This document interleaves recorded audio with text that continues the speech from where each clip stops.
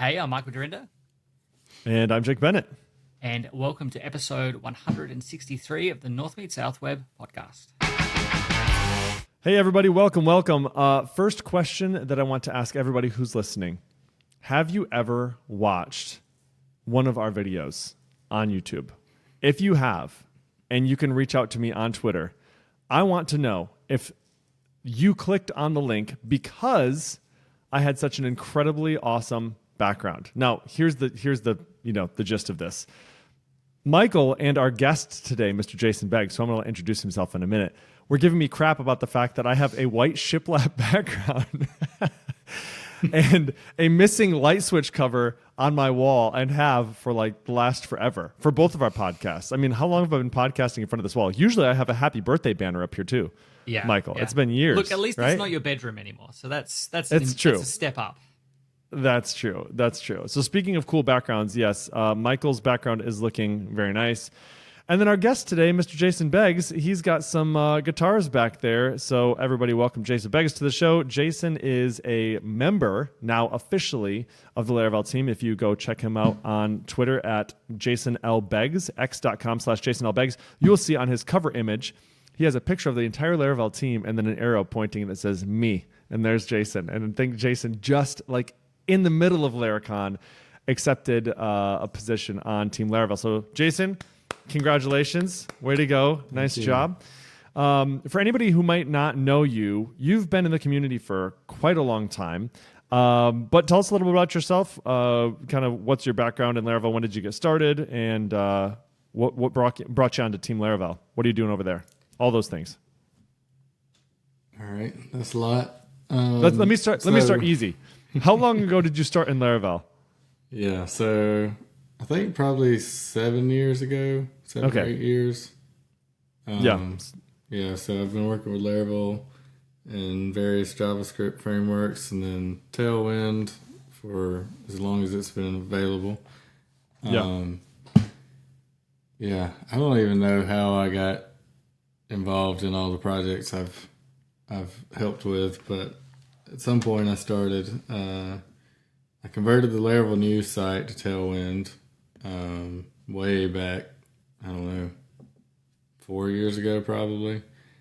And then after that, Taylor hired me to convert the Laravel.com site to Tailwind. Then I ended up building a redesign. And then I built the Laravel news redesign, and I don't know. I just ended up building a ton of different designs in the community for Laravel and other people over the years, and they asked me to help with the latest project they're working on, Laravel Cloud, and I did help with it up until Laracon, probably 2 months before Laracon I started, and then right before Laracon they decided to invite me to join the team officially.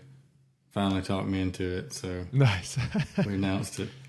Yeah, that's awesome. I know that like your MO, what you're well known for, is like pixel perfect compliance with design files, right? So like somebody hands a design file off, and I've heard other people say this, like everything is spot on, like to the pixel, like margins exactly perfect, padding exactly perfect. And so you've made a bit of a name for yourself, just being the guy who can deliver on getting everything to look exactly as it looks as a designer hands it off. Give it to Jason. Jason will knock it out quickly. That's the other thing. I've heard you just like knock it out. Like you just like go after it, get it done quickly, and it's done perfectly. So yeah, I think your work has lent itself to giving you lots of great opportunities, which is pretty cool. And I've even tried to hire you a couple times. I think at one point I maybe did have you do something for us. I think maybe you might have done a Tailwind site for me one time. I think I had a design, and I think you did it. Maybe. I think that happened once. Maybe. I don't know. I think I've done so many, I don't remember. Yeah, I think that happened one time. But anyway, stoked to have you on the show today. And actually, we're not on the show today with you to talk about like the design aspect of things. We actually are on here to talk about something else that you've been working on at Laravel. So like the Laravel Cloud platform. So we can talk about Laravel Cloud because it's kind of unveiled and it's out there in the public. I know, however, there are some things that we might have to dance around a little bit as far as like how we talk about what we're going to be dealing with today. But just to get down to the nuts and bolts of it, essentially, and I'll put this preface out there, it is 11:30 p.m. Jason's time. So thank you for coming on the show, first of all. But we're going to try and get to the point of this so we can kind of get through some things before it's midnight. But you had put out a tweet the other day that said, in Taylor's talk at Laracon, everything in his talk was hitting real infrastructure. Like it was actually spinning up real servers. It was actually provisioning new databases. It was actually spinning up queue workers, right? All of those things were happening from the stage for real on the internet. However, like some of the difficulty with that is when you're handing things off to someone who's not necessarily going to be interacting with, or maybe you don't want them to have to interact with the real version of those things, like a designer, like yourself, or somebody who's dealing with interactions and things like that. The question is, how do they get the application to function as it would if it was hitting the real thing, but without having to give your own credentials for like, you have to set up your own, AWS credentials and do all that nonsense, right?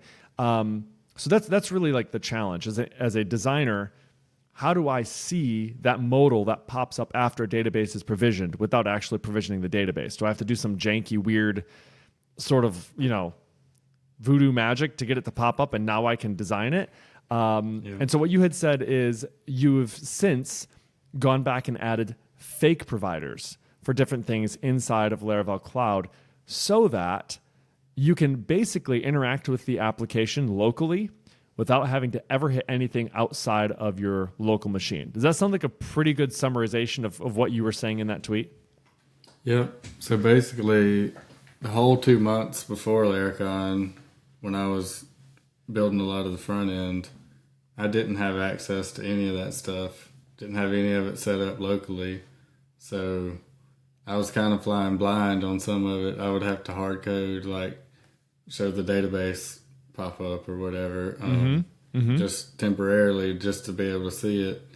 And then Nuno, he would like test it in the dev environment and stuff where there was everything was actually set up.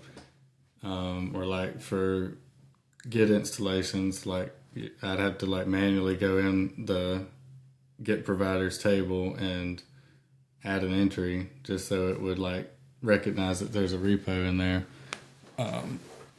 So yeah, it's a little bit difficult when you're dealing with a lot of different APIs and different, third-party providers that you don't necessarily, even if you do have access to them, like you don't necessarily want to spin up an AWS server every time you hit deploy locally. Like if you're only wanting to test like front-end interactions, you don't want to have to actually spin up a server and then figure out how to spin it down later, and like you're just going to waste a lot of resources and money doing that kind of thing. So yeah, Nuno kind of spearheaded that effort. He got the Git providers set up, and then he made the Git fake kind of provider. So like basically how it works is when you first set up an application, if it's the first application that you've set up in Cloud, it'll pop up and show you like connect to GitHub or connect your GitHub account, connect your GitLab account, connect your Bitbucket account. And then if you're locally now, we add a fourth option that's called Git Fake. So if you click that button, it kind of just loads a hard-coded list of repos you can choose from, and each of those repos has hard-coded branches, so you can just kind of select those and go through it, and everything just kind of works locally. You can even fake a deployment. It'll recognize that it's a fake repo, basically. It'll fake a deployment, like go through all the build steps. It looks like a actual deployment and everything. It's pretty cool how it works, but yeah. Well, what it's actually doing on the back end is so like let's talk through that like Git fake one, right? So, Yep. you would, I'm guessing, you have some sort of like driver or something like that, where you say like it's GitLab, it's Bitbucket, it's GitHub, right?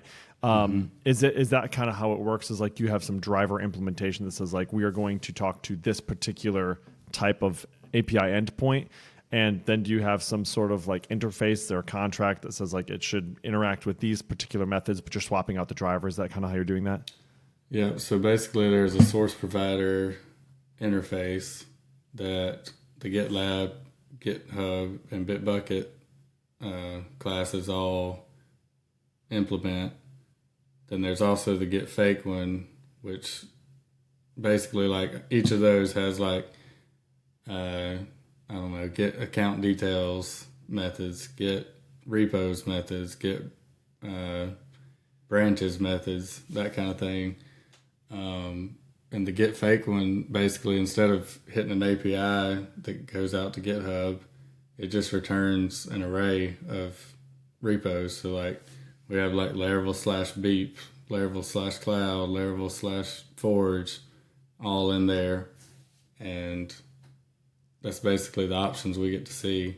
Select one of those, and when it creates the repo in our table or repositories table, it'll set that type on the repos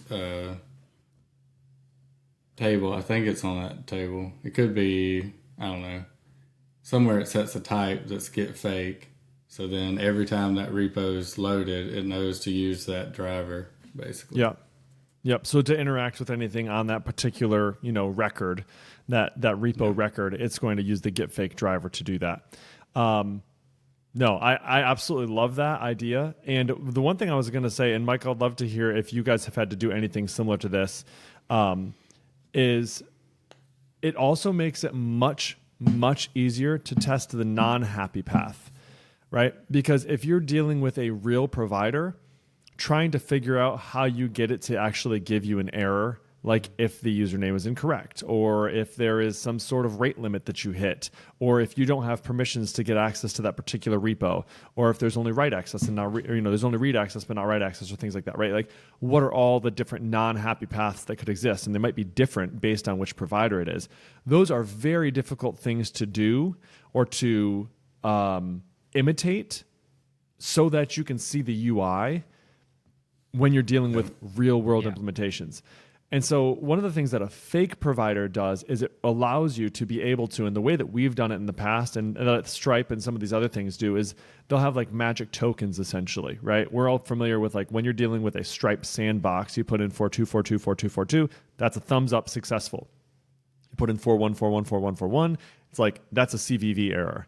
You put in 43, that's like a insufficient funds. Now that's not really what it is, but those are the ideas, right? And so with these fake providers, you can even have this idea of, if I select this particular repo that's getting returned, I should get this type of error when I try to do some particular thing, So that's one of the really nice things I like about those fakes is you can test the non-happy path much easier.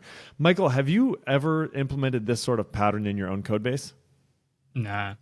We use a lot of the Saloon library for HTTP requests, and so we fake things, but not to, like, and that's faking them in the context of our test, not to the extent of being able to kind of swap these things out with fake responses in the execution of opening the application in the browser. And I think that's a really good idea, especially when you've got other people that need to look at it, whether it's product people or it's UX people or QA people, whatever, in your business, where they want to be able to go and just like click through and do some exploratory testing and test different scenarios.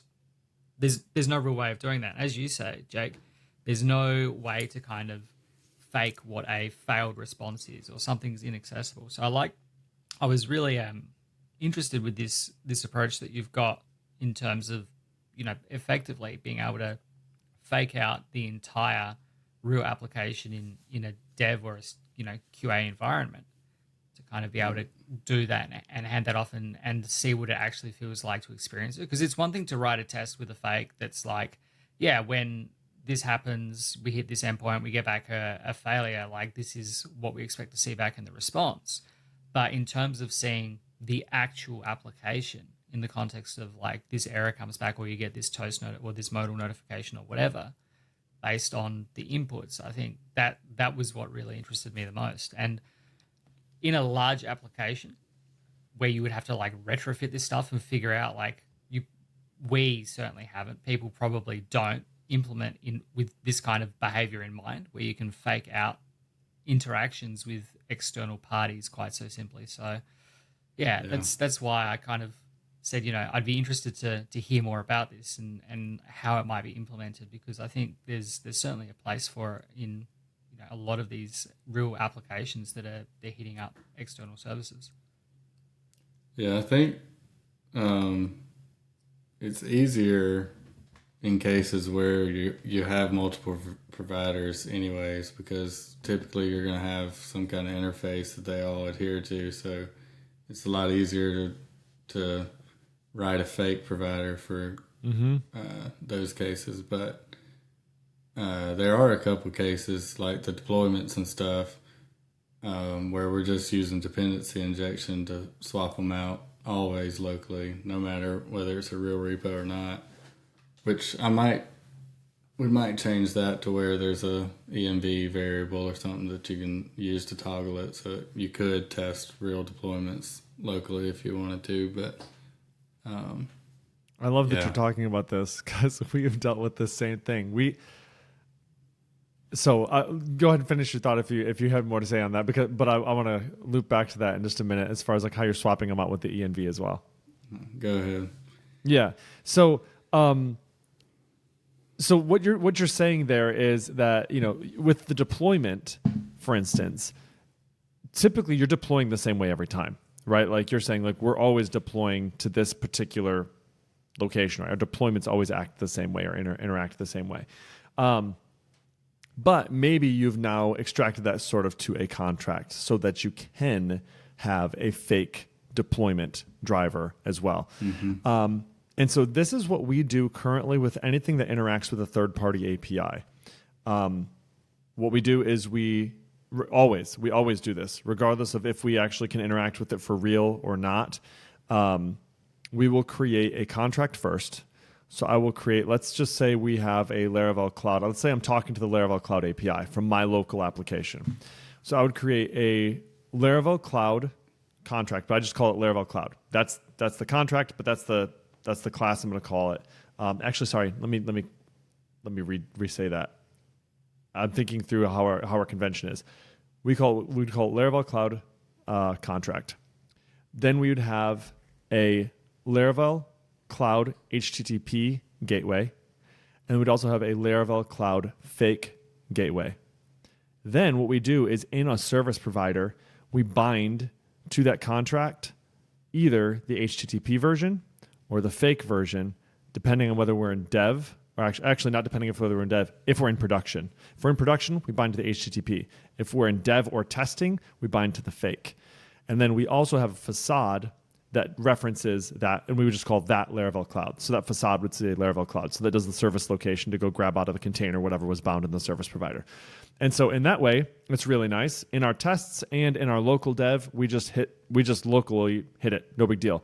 But in the case that we want to test it with production, we do exactly what you're talking about, which is we have a env that says should fake, I'm trying to remember how we use it, but basically, should we use production and local? And then in our service provider, we just say like, if not in production, or if in production, or should use production and local, then we load the HTTP one. And so it is nice sometimes to be able to hit from local the real thing, but not super often. Most of the time we're wanting to hit the fake. But that's how we do it on almost everything, is we always swap them out at the service level, or at the service provider level.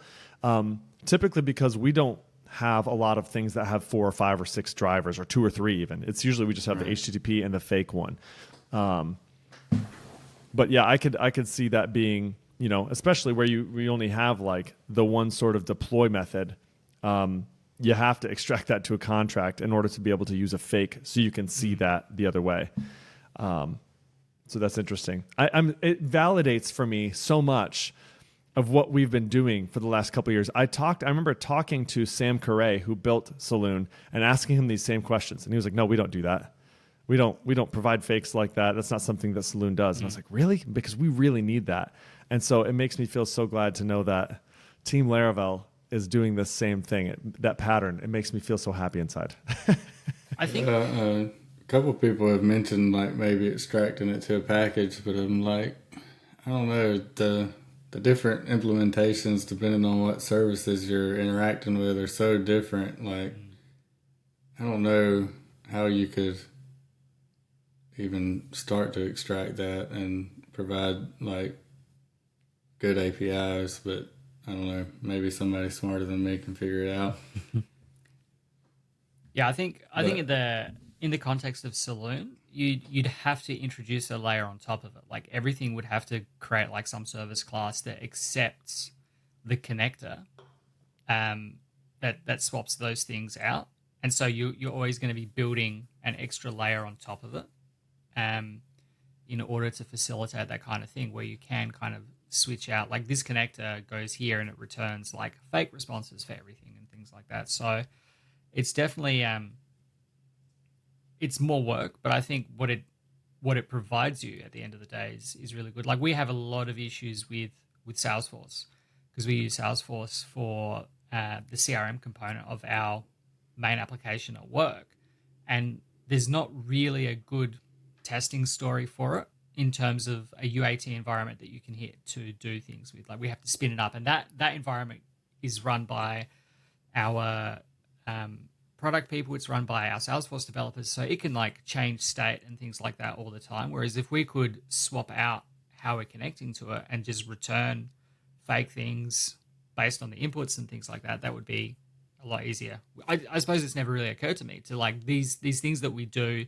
in testing to swap out the underlying connection to return some fake data to then figure out, okay, well, how do we actually translate this into running the code, in the browser?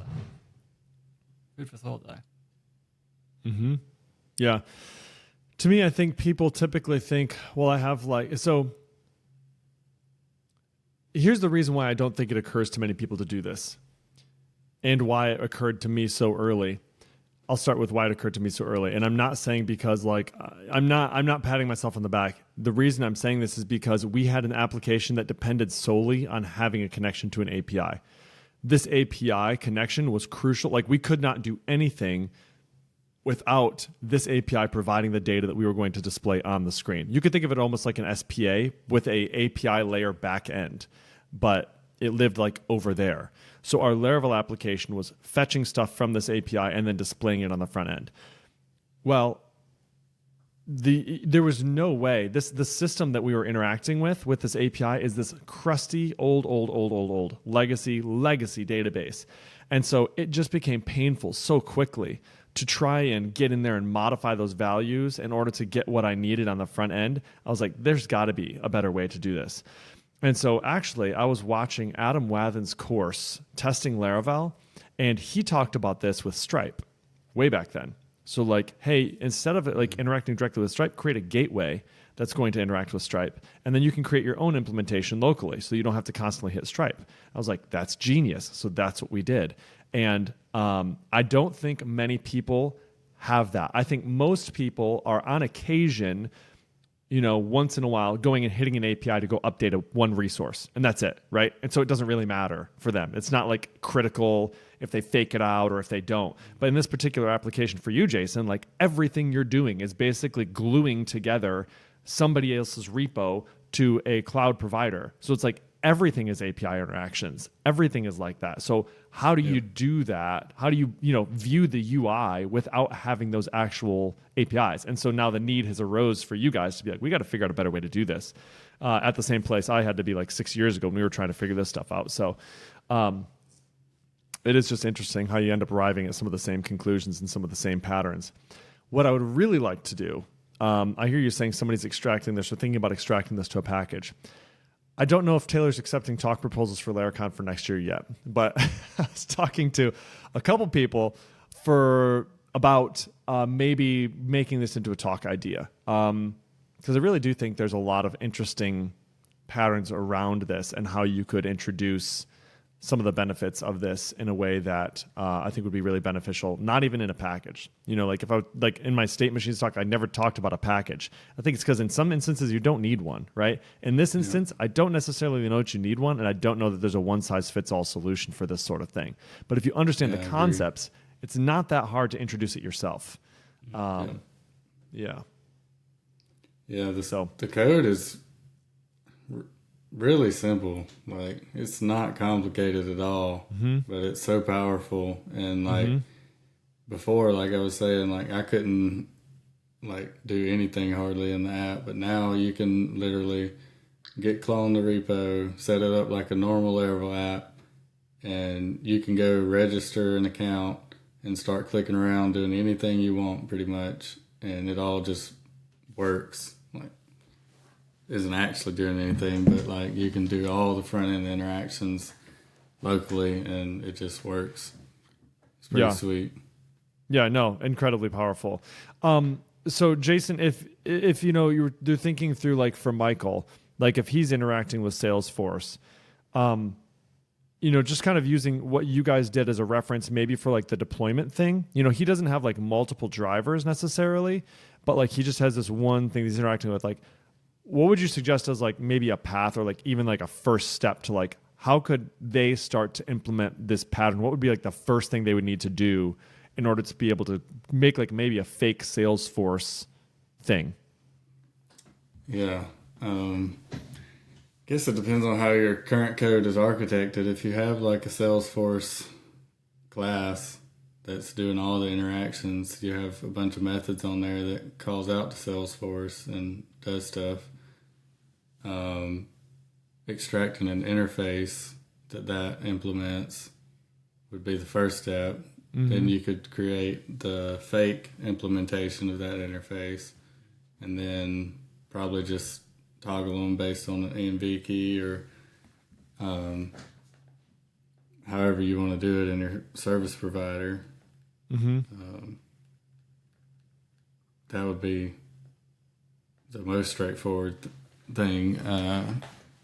If you're not using like a Salesforce class or something, I don't know. How are you doing it, Michael? Extract one. We're using like a third-party package that does it, which actually complicates the process even further because all of their stuff is like it's built for Laravel, but everything is just bound to the container. And we actually have two different Salesforce instances that we need to like dynamically switch. So it's like there's this whole debacle around even just using the package on its own. But I conceptually, yeah, I'd say, you know, we'd have to abstract over the top of it. We'd have to inject this stuff. We'd have to create our own interfaces and service classes and whatever else so that we can handle swapping it over, because it's a bit more involved than just saying like use this thing, because using this thing also goes and like handles authentication tokens and like authenticating with the API to get request tokens and handling refresh tokens and all that kind of stuff.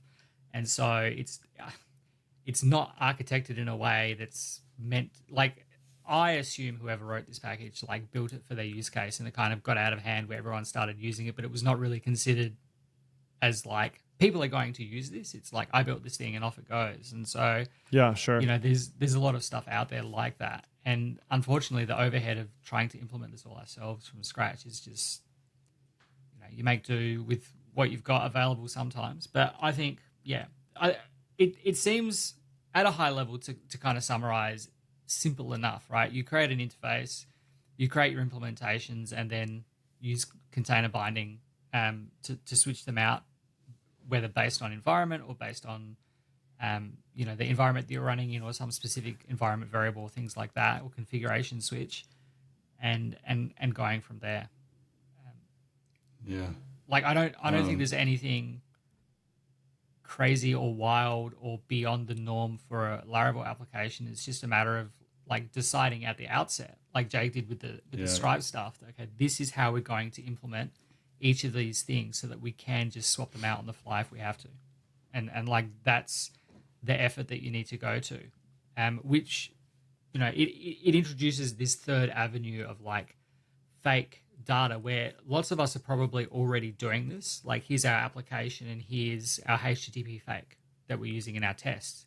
But this is kind of like giving that HTTP fake in the context of looking at the application inside of the browser in a Correct. non-production That's environment. exactly correct. Yeah. Yes. It's like a third leg on that stool. People typically consider like my production and dev environment as like one thing, and then testing is a completely different thing, right? So like in your tests, yeah, you use the HTTP fake and then assert what should come back and all that stuff, right? So you're doing the same thing. You're faking the data in the tests. Effectively. Yeah. Yeah, effectively. And so like what you said is you're basically allowing yourself to do that in the local layer. And so it's hugely beneficial. The one thing I will say that's really actually nice about this pattern too is if you have not yet figured out the API layer implementation. So, quick example. We have an API layer that we're integrating with, but we have to wait to get approval for this API. We don't actually have the API yet. We're not sure what it is. But what we've been able to do is we've been able to create the gateway, create a fake version of it, and then shape the data how we think it will come back and interact with it that way. So we're basically stubbing out what we think it's going to look like. And then when we actually get access to the real API, we can shape the data coming back from the API to look like what we expected it to in our fake, right? We can sort of marry those up. We can say, well, this is what we've been coding to. This is sort of the interface that we created that we said it should look like about like this. And so when we get the real API, let's say that there's like one more key above that level of entries. Well, I just strip that off and now I just return the entries. You know what I'm saying? No big deal. So it allows me to, as a developer, to develop independently of the actual implementation of the API, especially if I don't know what it's going to be yet. Or if I'm trying to figure out what I want the shape of it to be. Like if I'm the one responsible for creating the API that eventually will be used, I can play around with what I want the shape to look like as I'm consuming it, and then later go implement what that should. I write the code to actually make that happen. You know what I'm saying? So I get to sort of decide in advance what I want that API layer to look like, and then I can code it to work that way. Mm-hmm. Yeah. Are you just returning like arrays of strings? Have you got like typed data in there? Are you using like read-only DTO, like plain old PHP Good question. classes? In some of them, we're just returning arrays. In some of the more serious apps that we have, we are returning DTOs, typed DTOs. Mm-hmm. And then in each of those sort of DTOs, in some of those cases, we'll have like fake versions of those DTOs so that we can assure that in production and in our fakes that they come back with the same shape if they're larger objects and things like that. But I mean, when we're starting, just arrays and strings. Yeah. I think the DTOs are nice because it doesn't matter what your third parties are returning. Like you are shaping the data into what you want to consume in your application. And so if you're just coming up with that interface, you're saying, I want this, and this in these, these fields to be available. Then when it comes time to mapping the actual API responses, you don't have to worry about how that data is calculated or where it comes from, or if it's like in a nested object somewhere in the API response, because you're always getting back a DTO in the shape that your application expects. And I think this is something, maybe if people are using DTOs for the first time, they kind of get themselves in this trap of just mapping one-to-one what is being returned from the API response, rather than mapping the stuff that you actually need in a way that you want to be able to access it. So yeah, I think that's a pretty good approach. And like PHP makes it really easy to create these like read-only classes now that just takes. I forgot about that. Yeah, so like we do it a lot where we will just have like a read-only class with a constructor that just sets some properties, and that's about it. For a lot of things, especially things that we're passing around inside the application, anything that breaches the like request response border. Like if we're sending stuff back to our front end, for example, we use the Sparsies DTO package because then we can do all the TypeScript conversion and things like that. But anything that's just bouncing around between the request that goes, from a controller into an action, or it gets passed around to somewhere else. A lot of the time, we're just using these read-only classes just so that we've got some structured data to fling around. And those may then convert themselves into sparsely DTOs when they get sent back. But handling them internally, it means you get like IDE support, you get type completion, all of this kind of stuff, or type support and IDE completion, the other way around. And it means you entirely control the shape of that thing. And it's just a matter of instantiating that based on whatever you have available. And then it doesn't matter if it's a fake or, or in this example, it's GitHub and GitLab and Bitbucket. And then the fake is everything is returning the same structured data, and how you compose that can vary, in an infinite number of ways, because you're not conforming to any individual provider specification. Yeah, I'm curious how you guys are doing that, Jason. Like when you have the different providers, is there some sort of standard response that you guys are formatting it to, or how does that work? When you say like, I want to talk to GitLab, or I want to talk to Bitbucket, or I want to talk to whatever, when you're getting back that data, that's the list of repositories. Is that typically just returning an array, or is it returning some sort of shaped object? Right now, we're basically just returning arrays, but we are shaping them to some extent. But yeah, we're not using like DTOs inside the or different anything implementations. next. Inside the different implementations of the drivers, you're just basically saying like whatever comes back, I just want this array of the repos. Yeah. So yeah, the repositories method on this GitHub thing goes and gets them, and then we're looping over each one, mapping it to the structure we want, and just return an array of arrays, basically. Yep. And then the other ones, like the Bitbucket driver would basically do the same thing. It would kind of go get it, and whatever the response is, it's going to massage it into this shape that you're wanting to see there. Okay. Yep. Okay. Interesting. Yeah. Michael, your suggestion of like, always having a DTO there. I think it just depends on where you're at in like the journey, I guess. Like if you're really wanting to be positive, or if it's, for example, like in this case, if you're just returning an array of like the items, like probably not that critical. But if the shapes of the data that you're dealing with are quite complex, if if you're needing to grab 20 keys off of this one object that's returned, and you need to make sure that they're there, or have some error handling in the case that they aren't there, or whatever, or have like a null response, those sorts of things, then I think it's worth sort of extracting some sort of DTO there, and then always returning that, regardless of if it's coming from the fake or from your real one.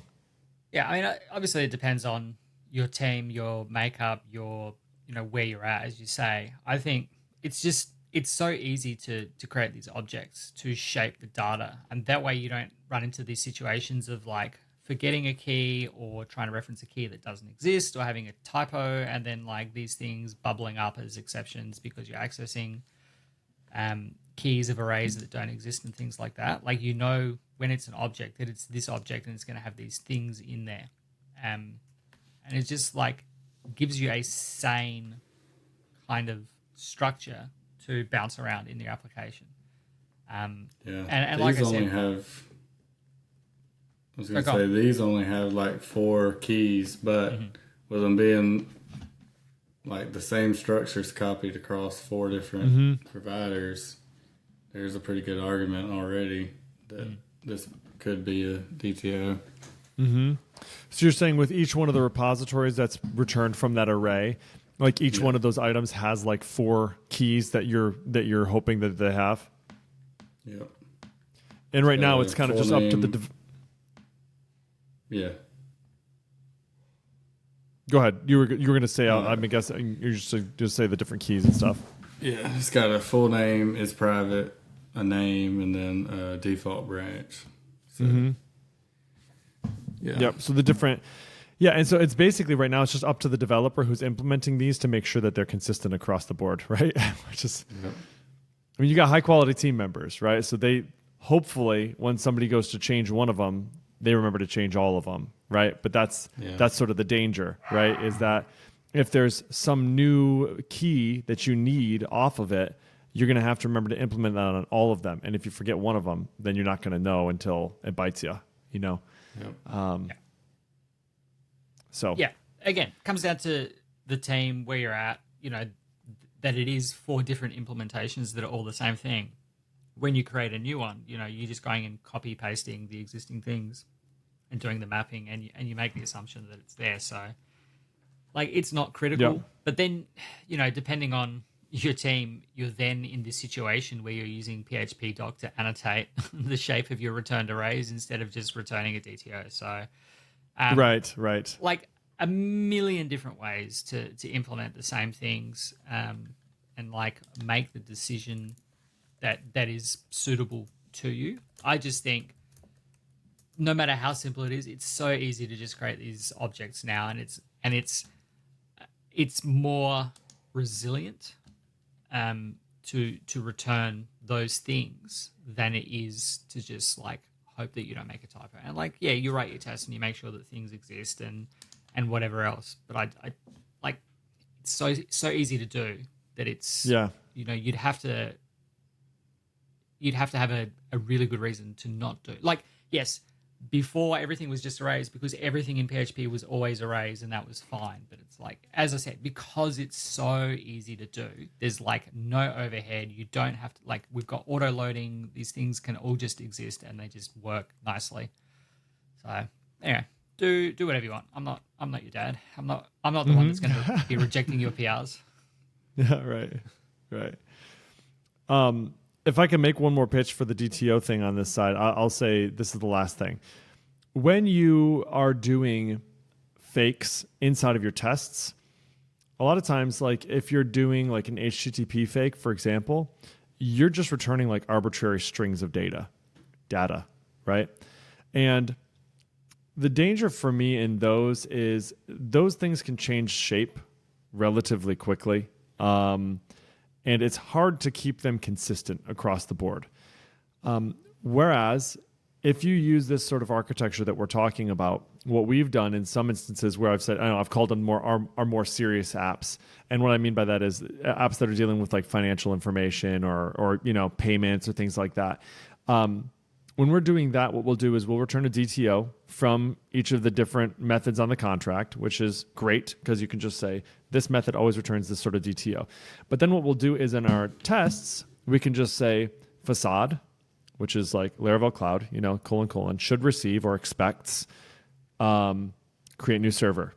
That's the method. And then we say and return. And then we have that DTO and we say : fake, right? And so we basically have on each of these DTOs, we've implemented something that says you must have a method that's fake on this, which returns essentially like a factory. You know what I mean? Here is a default version of what we would expect this DTO to look like. Mm-hmm. And then anybody who's using it, you know what I mean? If you're ever needing to test that in your actual tests, that's where you're going to get that data from. And you can then modify. So you basically have these DTO fakes, which again are very much like database factories, where you have like methods you could call on them to say like, I would expect this one to be like a failure, or I would expect this DTO to be like a whatever, right? And so it does give you a sort of another layer of confidence to know that you're always going to be returning that shaped data in a way that is going to be consumable to all your other stuff. And in your tests, you have a lot of confidence to know that you're not just returning arbitrary data from like a HTTP fake. This is what's going to come back, and it's going to be this shape. And so that feels really nice. It feels like it gives you a lot of confidence. We've also done things with static constructors to like DTO : default. If we have something that wants to return some default state, and then you can just call that if you want to use that for whatever reason. You can do these things. You can extend them locally, I guess, if you're not using final classes. And like in your test environment, say like this thing extends this existing DTO, and it will always return like failing data or successful data or whatever else, as you say. So yeah, there's definitely some nice approaches to it. I mean, yeah, with an array, you can just say like whatever returns this static array of data. So yeah, a million ways to skin the cat. Jason, I do have one more pretty critical question on this front for you. So exceptions with these different drivers. I'm curious if in each one of those little, in your contract, you define these are the methods that we're going to use to interact with this Git provider, right? If there's an error when we're interacting with one of those, is it just chuck an exception up and let the calling code catch it? You know what I mean? Or, because I know Laravel has like again, I don't know how you guys are doing it, and you don't necessarily have to tell me. I know that there's probably some things you can't maybe say. Laravel has like the HTTP stuff, which you can use, which is just guzzle under the hood. And then you could say, by default, it doesn't throw anything. You have to check the response to see if it was a failure or not.